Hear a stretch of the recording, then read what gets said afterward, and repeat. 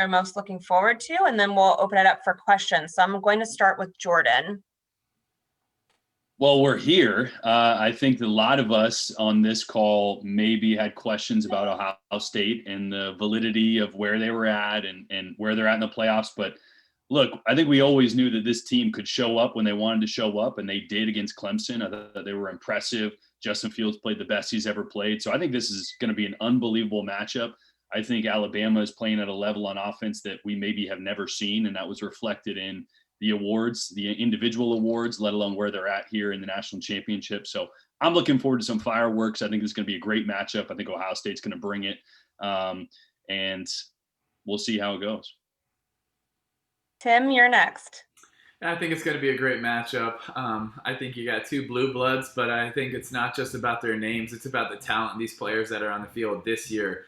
Both of them have a lot of talent, a lot of athletic ability, and they have turned that into a lot of production, especially Ohio State recently. I mean, what we saw against Clemson, when you watch the TV copy, you can't necessarily tell what happens in the back end, but then you go back and you watch the film and you say, wow, it wasn't busted coverages. It was literally the athleticism by Ohio State to run by Clemson over and over and over again. And make those plays. I think and then you flip it to Alabama and you see their athleticism, their playmakers, what Mac Jones has done, top QBR in the history of the metric. There's just some staggering stats that you could look at. But what I think it sets up to be is a great championship under the lights at night. Excited about it. Can't wait for this thing. I think it's going to be a great matchup. And Roman, your first CFP National Championship game with SEC Network. You excited? I'm beyond excited. I'm just so fired up that we actually get to go to the game. It's I'll get to see Jordan again for my second time ever in life. That'll be another great thing. And I when it comes to the game itself, I think it just really just hitting home what Tim said was that, I mean, it's tons of NFL quality talent on both sides of the ball for both of these teams. I think that's one of the things that I'll be looking forward to is just the big names, who's going to show up in the big moments, what teams are going to make what plays. And, we can go on and on about scheme and this, that, and other. But I think in the first quarter and a half, we're going to know a lot about how this game is going to kind of unfold. And a lot of it's going to come down to how Alabama is going to be able to try to defend Ohio State. Will Alabama be able to force a couple of turnovers? And what's the health situation of Justin Fields? If he's 100% healthy and able to do what he does, which is run the ball, being a threat, running the ball, and also being a big threat and just being able to show off his arm talent, then it's going to be a totally different game. And if he's not that, if we don't get the full version of him, I don't think we get the full anticipate. We're not going to be able to get everything that we're anticipating to see. So I think we'll know in the first quarter and a half how this thing may unfold. Thanks, guys. So if you have a question, please use the raise hand function and I'll unmute your mic and call on you. And if I don't mention it when I call on you, please share your outlet before asking your question. And we will start with Michael Casagrande from AL.com. Michael, you should be able to unmute. Yep, thanks. Thanks for doing this, guys. Tim, I just was curious about Mac Jones. I don't know if you've seen the picture where he came to see you after your Heisman when he was a kid. In the mall, waited on the line for a few hours to meet you, and you were kind of his inspiration. I wonder if you've seen that, and if you had a chance to talk to him about anything about that in your relationship with him. Yeah, I have seen that, and I have had the chance to talk to him. And I tell you what an amazing young man, and his mindset. I love so much about him is his eye of the tiger mentality. Is his choice to go to Alabama when he knew they had a bunch of other quarterbacks. They were bringing in another 5-star, and you know what? He didn't flinch with it. And actually, one of the first times that I got a chance to interview him, he brought up one of the quotes that I always said: "Hard work beats talent. Talent doesn't work hard." And so it's to be able to have an impact on someone, means a lot. I always would try to take the responsibility, I believe it was, of trying to be a good role model. And if I had, any form of an impact on him, that, is awesome. But I think he's such an amazing young man. if I wasn't in the picture, he would probably be doing the same thing. So grateful if I did have an impact in his life. But I tell you what he's done, the season he's had. I honestly think he should have gotten more votes for the Heisman. I think the right guy won it, but I think Mac should have been even higher up there. What he did, I just don't think people appreciate it enough. I really don't. I think he was so deadly accurate with the deep ball. He made so few mistakes. He very rarely ever threw it where it wasn't super catchable, where they could get run after the catch. He very ever threw it to the wrong guy. You never see him make mistakes. Like even his picks, whereas it was a tip versus Georgia. That happens, right? And so I just think what he did it's incredible. It was a great season, and I think he's earned his way into probably being a first-round pick. Thanks so much. Next, we have Porter Hayes from Sports and Culture Sports Media. Porter, you should be able to unmute.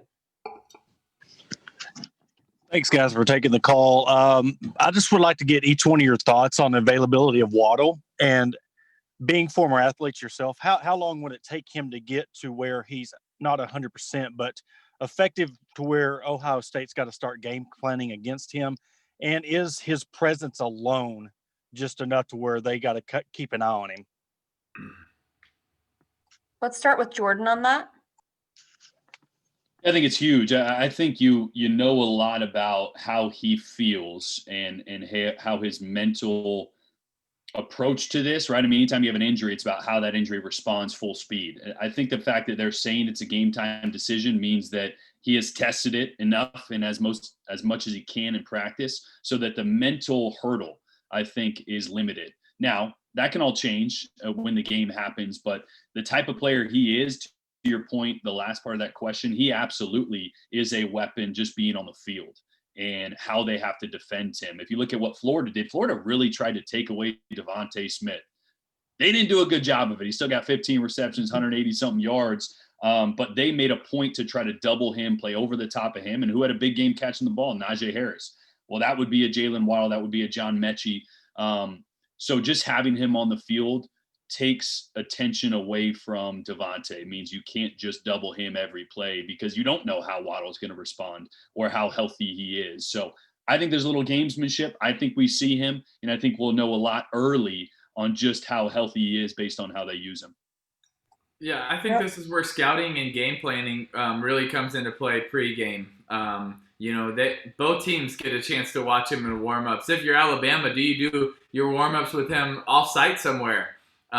If they can, just to be able to evaluate and see, because Ohio State's going to be watching. If he looks good, then they're probably going to be adjusting. Okay, we're going to be able to see this guy looks ready to go. I know in championship games we played in, we did the same thing to opposing players that were possibly injured. Is you want to evaluate them, and if they look really, really good, then you were going to adjust to that. If they didn't, then you knew, okay, we can go with the, plan A. So I think, that pregame, we'll find out a lot about Jaylen Waddle. But, man, if he is ready to go, wow, what a difference maker that is. What a change of it's a game-changing guy that you have. And it's a totally changing of the game plan for Ohio State, in my opinion. If he can really get up and go, the way that he was able to against Georgia, that's someone that you have to respect. You have to put a safety over the top because he's one of the most explosive players in college football.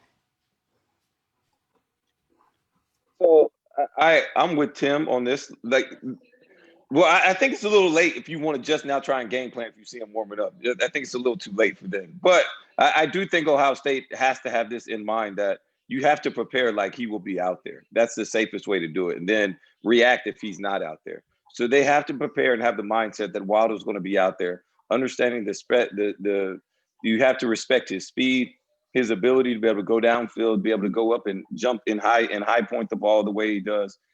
He's definitely a problem. And I figure that Alabama will not only use him in different ways, but they will try and find ways to get him the ball securely and get him on the edges and get him going early. And if you get him the ball, whether he has 2 catches or 8 catches, the fact that he's out there, like Tim said, you have to have a safety over the top. You have to be aware when he goes in motion of the things that they can do.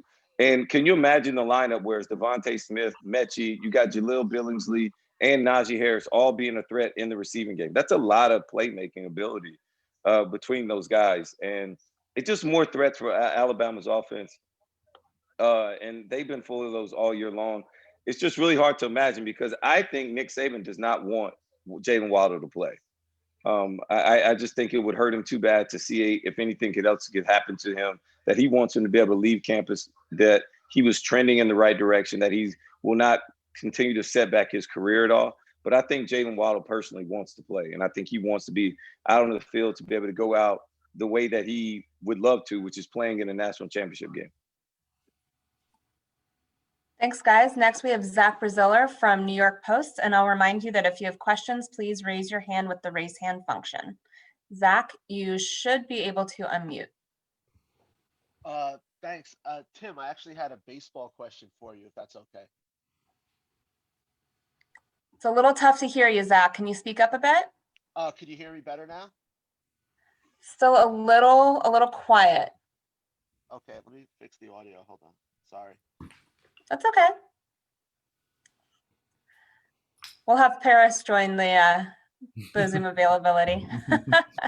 She's trying. Zach, we can come back to you. Next, we'll go to Jake Wimberly from the Zone 105.9. Jake, you should be able to talk. Hey guys, appreciate you doing this. This is for Roman. We're looking at the quarterbacks, and Roman as a defensive player, former defensive player, the quarterbacks are going to get all the attention here. But when you look at the physicality that Ohio State brings with Trey Sermon, Master Teague is supposed to be back for this ball game. And the way that the Ohio State can run the football, this looks to be the most physical football team that Alabama will have played up to this point. How does that, how does that change your mind or maybe let you look at this game? Can Ohio State use that as an advantage to slow this thing down and maybe offer Alabama something a little different they haven't seen all year?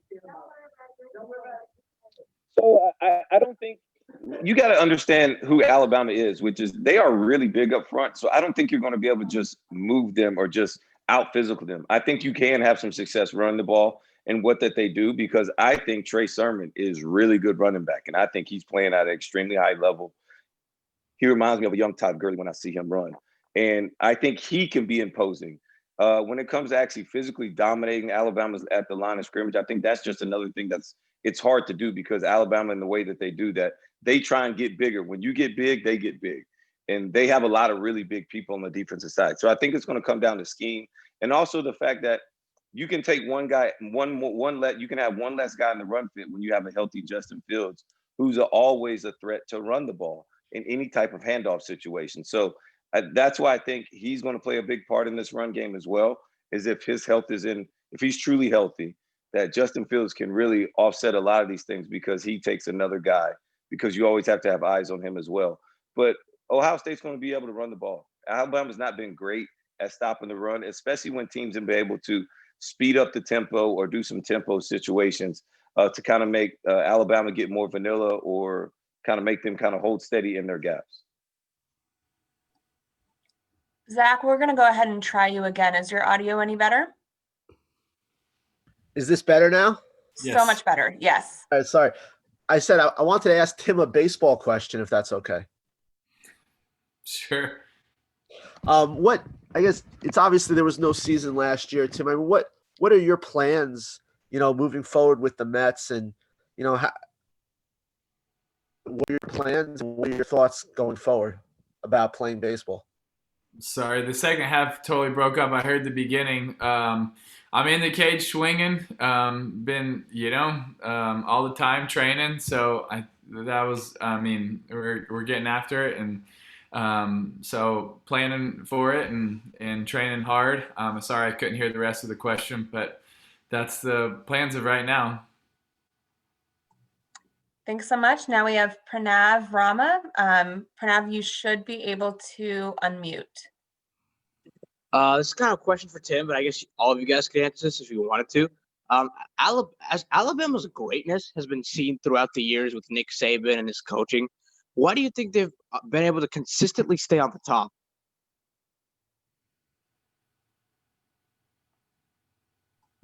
We'll start with Tim, and then we'll go to Roman and Jordan.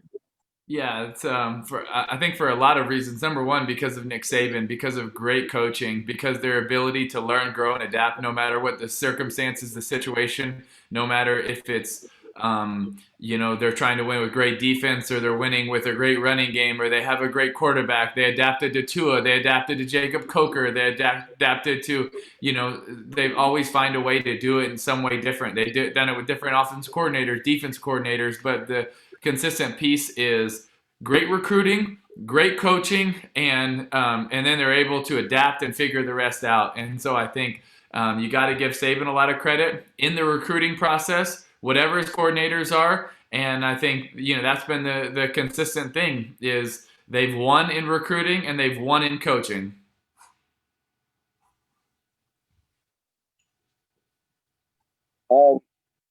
It's true. Nick Saban's the best coach of our lifetime. And so they're really good at the X's and O's, the details in which it takes to win every game. And like Tim said, they're always adjusting. They don't stay the same. No matter what players they get, they do what their players do well. And it's not so much about what you have to do, what we're going to make you do, but we find out what they do well, and then we allow them to do that. And he also recruits the best players. So when you get the best players with the best coaches that prepare the same, and they're going to, and they humbly recruit these guys. Well, they get these guys and they make them humble because the competition, you don't get to just come in and play because you're a highly recruited player. You have to earn the right to play. And that standard does not change. And that does something for a lot of guys when you have to earn the right to play and you just don't get to go out there and play because you're highly recruited. And not everybody has the luxury to be able to do that and force kids to kind of humble themselves and do it their way. I don't have much to add there. It's both Tim and Roman are completely right. It's a competitive culture and it's a culture of focus. Just watch these kids do interviews. They're like robots, and it's not in a bad way. It's just there is an intense focus and an intense they don't give away anything, Jordan. What? They don't give away anything. Right, but I mean, it's not like they're all saying the same thing. Like they were told to say this or avoid this. There is just an intense focus, an intense competitive nature, and a singular focus that Saban's always been able to get out of his players that I think adds to everything that Tim and Roman just said. Thanks, guys. Next, we have Porter Hayes. Porter, you should be able to unmute. Guys, the most impressive thing I've seen about Ohio State is just how they were able to offensively take Brent Venables out of his game. Almost, and he done it last year other than the pick by Justin Fields. I mean, he's made him almost like his kryptonite. So how important is that to keep Alabama's defense off guard and really confuse them offensively? We'll start with Jordan first. Yeah, I mean, I think if you watch the film against Clemson, tempo was a big problem for Clemson. And I think when you watch Ohio State, the reason they were successful in the run game was tempo. And if you look back at Alabama's track record this year, it had them a few weeks after the Ole Miss game. And that was something we asked Pete Golding and Nick Saban about. And they said, look, we've been forced because there was some youth early in the season on that side of the ball. And because tempo provided such a problem, we've been forced to simplify. And I think you could almost relate Nick Saban and his core philosophy on defense as a pro style offense, right? He wants to have an answer for everything. There are multiple options and adjustments for every formation, for every look. And when you face tempo, it takes a second to get aligned. And if you really flip on the film against Clemson, that was the problem. The defensive line got blown back because they were late getting their hand in the ground. Just watch specific plays. The D tackle or the 3 technique will just be getting his hand in the ground when the ball is snapped. And I'm not a defensive lineman, but I played offense and I was up close under center with those guys all the time. When they have a chance to anchor in their stance and be ready for impact and jump the snap, they're going to hold steady when you're a good athlete. Clemson couldn't do that. And so Sermon was able to get going downhill quickly because of the tempo. So that's going to be Alabama's biggest, I think, thing to watch is how they simplify and how they're able to respond to some of the tempo and even more importantly, the sugar huddle, right? When the offensive lineman gets 2 or 3 yards away from the ball and the tight end is the last one to adjust, defenses adjust off that guy. So interesting to watch how Alabama plays that. If they stop doing formation-based adjustments, if they kind of play more vanilla is a bad way of putting it, but more simple so their guys can play faster and be ready for the snap. So that's what I'd be watching most, because I think that's why Ohio State had a ton of success against Clemson. Roman? Yeah, you're right. I think Alabama will have to play simple. They will do more zone. So then when people come in motion or you get a late shift, you just pass it. And that is how you continue to keep everybody's eyes in the backfield, and everybody has the same fits. The run fits don't change. Everything's kind of similar, right? And I think they've learned from the mistakes that they made early in the year. And like we said earlier, that Alabama does a really good job of just learning from their mistakes, evolving, not kind of just continue to try and fit, trying to make something up. They do what their players do better. And I think zone coverage this year has been one of the biggest things that I've seen Alabama do differently when it comes to their defense. They're playing way more zone defense on first and second down, and then being able to blitz or do some other things on third down to be competitive. It's been very interesting to see. I'm just really looking forward to, because I think this Ohio State has so many explosive players. Trey Sermon is a beast. Master Teague was playing at a high level before he got injured. They got these guys on the outside that can run by anybody. But I don't think they can just line up their deep threat wide receivers and say that they're just going to go beat Alabama's man-to-man coverage against Patrick Surtain and Josh Jobe. They're going to have to do something, whether it's a bunch of crossing routes, maybe putting these guys in motion to get them off just this press man-to-man coverage, because Clemson didn't press them. They got free releases and they got going down the field before Clemson ever had a chance. And I don't think Alabama's going to do that. They learn from those mistakes. But I think the tight ends of Ohio State could pose a problem for Alabama, because Alabama has struggled versus the tight ends playing man-to-man coverage, whether it's with a safety or a linebacker at times, and also how good they are in the run game when it comes to blocking as well at the point of attack. So that'll be an interesting matchup that I'll be watching. Not so much on the outside, but interior with the tight ends, how the Ohio State uses those guys. Well, I really liked how Ohio State was aggressive and went right at Clemson. I think when you face a Venables defense, you got to be aggressive because he tries to cheat a lot. So in the running game, he won't just necessarily play 4 down guys and 2 backers. He'll play 4 down, 1 backer, and he'll have a safety coming down late to kind of make that 6-man. And so you got to be if it's in the running game, you got to be aggressive. That inside zone has to hit it hard. And if that linebacker coming down, or if a deep safety is that guy coming down, then make the tackle at 6 yards. It's a 6-yard gain. And I think the same thing in their coverage is Ohio State, there wasn't a lot of dink and dunk. It was when they're going after their coverage, because it's such an aggressive coverage, it's down the field. And I think some of those parallels play well into the Alabama game. I think for, not as much in the running game, but in the passing game, if you want to be successful against Bama, then it's not going to be with dink and dunk. It's not going to be with a play action, crossing routes, flat routes. They're just too good, and they make open field tackles. We've seen the teams that get chunks against them. They're down the field. It's what Ole Miss did. It's what Florida did. It is getting those big plays down the field, even against the great corners that Alabama's had. They're great corners, but they've given up some big plays. They get onto the safeties as well. And so I think there's going to be a lot of Ohio State that's going to be learning from the Ole Miss game, and they're going to be learning from the Florida game. And I think they're going to be trying to repeat a lot of those same things that we saw that made Florida's offense at Ole Miss successful against Bama's defense. Thanks, guys. Next, we have Ron Wallace from Ball Down South Sports Network. Ron, you should be able to unmute. Good morning, guys. Morning. I got a lot of questions, but I'm gonna go ahead and start with you, Tim. Tim, you won the Heisman Trophy. Devontae Smith has won the Heisman Trophy. Getting such a prestigious award and still having to play a lot more football, how were you able to keep your mind right and not saying, I know I won a Heisman, so I'm the best player out here, but to keep focused on the game at hand and complete the task? Well, I think it's a really good question. I think it's important to understand why you won the award in the first place. It wasn't just because I was able to do some good things on the field. No, it was because I had a great coaching, a defense that got us the ball back, and an amazing offensive line, Percy Harvin, Lewis Murphy, Cooper, all these dudes that helped make plays. And so and you hear that so much from the Alabama guys is, yes, individual awards, but they come because the team operated together. And so I tried to, to focus on that yes, this was an individual award, but it's really, it's the only reason I could be there is because I had great teammates that supported me and gave me the opportunities to do that. And I think that's the same way for Alabama, right? Devontae wouldn't be as successful if Mac wasn't as accurate. Mac wouldn't be as successful if Devontae didn't get open all the time. And same with Najee and a lot of these guys and we're talking about these top teams, is their talent all over the field that's helping one another.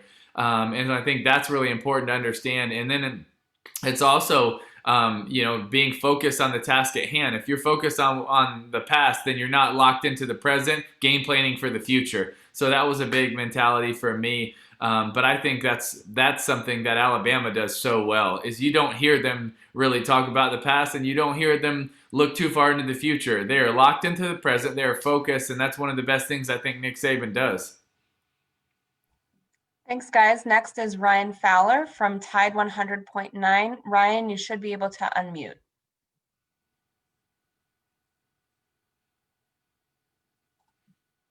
Ryan, are you able to unmute?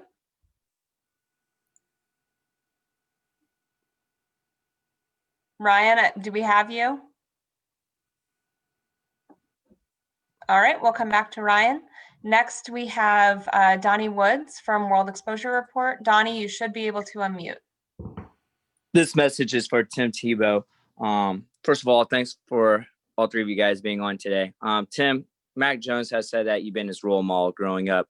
Have you had any conversations with him this week leading up to national championship games as far as advice? I've had a couple conversations with him. I got the chance to do a couple interviews with him, so we talked a little bit before and after. Mac doesn't need any advice from me. He's had one of the best seasons in college football history. But I just also thanked him for the way he's handled himself, carried himself, being a Jacksonville boy. Just proud of that, and I think he's done everything right. And he's had an unbelievable season, and honestly, I think he's done even better than a lot of people have given him credit for. And he's got a lot of credit. I think he's been even better than that, though. I mean, we've talked to Trevor came in second. Trevor's an unbelievable player, but in my opinion, their seasons weren't very comparable. Mac has just been that good. Thanks, guys. We're going to try Ryan again. Ryan, are you able to unmute? Hey, I think I got you guys now. I appreciate it. I'd love to hear you guys maybe talk about Ohio State's defense. The secondary, I think, is ranked 117 out of 127. Is that what you guys see on that secondary? And maybe that's where Alabama has success with their offense. Let's start with Roman there. Go over that one more time. Say that last part again. Yeah, just their defense. I think it's ranked 117 in the pass defense. Really kind of emphasize Ohio State's defense and maybe what you guys see and how they'll match up against Alabama. Yeah, I think they, I don't hate Ohio State's scheme and what they do. I think they're really disciplined in what they do. They have a good understanding of what they're trying to get executed every time. The only question mark I have is with their corners at times, especially with Wade, is that his eyes are too much in the backfield. And at some point, even when you're playing zone, your eyes have to pay attention to the wide receiver that's in your zone, because eventually it turns into your guy.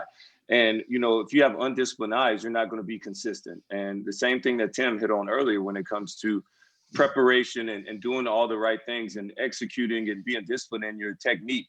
And athleticism and ability is great, but technique eventually wins out at the end. And so some inconsistencies in technique is what I see that Alabama could take advantage of.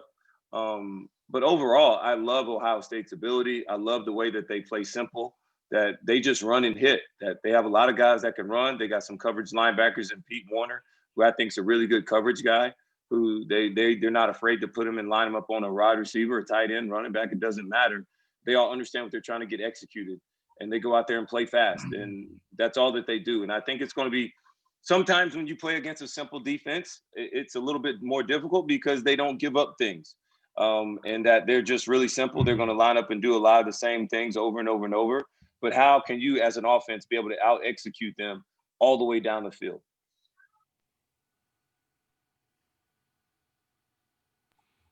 I guess Jordan, I you can wanna go jump next? in.